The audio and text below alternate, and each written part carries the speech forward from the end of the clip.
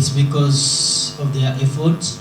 Buli mwaka olukiiko olutegeeserwa ly'eggwanga ya Uganda Premier League lulonda abazannyi ababeera basinze bannaabwe okuzannya obulungi. Thank you so much for that player. Bano balonze Patrick Jonah Kakande wa Villa ng'omuzannyi asinze banne okuzannya obulungi.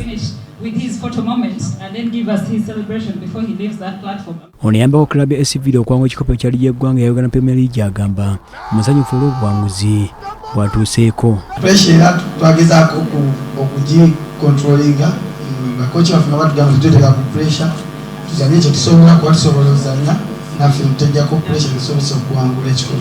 Abalala abawangudde kuliko Dusan Sajjanovic wa Villa awangudde ekyabo ky'omutenesi asinze banne, Shabani Muhammad wa KCC awangudde ekyabo ky'omuzannyi asinze banne okuteba ggoolo ennyingi n'abazannyi abalala. Ate ttiimu ya Kayempe Soccer Academy ekubye Kayempe United goal 3 ku bwereere mu mupiira ogudde empaka za Ageesigika Sebagala Cup ez'omwaka guno.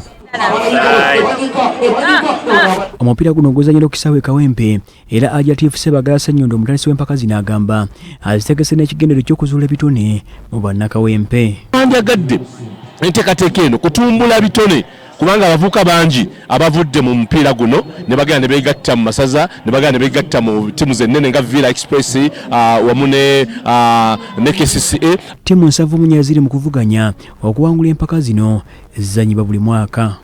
Omuwanguzi asooka ajja kufuna seddume ye wente afune ne miliyoni namba, owokubiri afune seddume ye ente n'emitwalo 5, owokusatu afune ekimeme y'embuzi n'emitwalo 25. Buli ttiimu yonna etabyemu egenda kufuna ebirabo ebyenjawulo era bigenda kubeera nga bibaweebwa nga bamaze okuwangula, era tusuubira bulungi nnyo nti bannakawempe bangi abagenda okuganyulwa mu nteekateeka eno.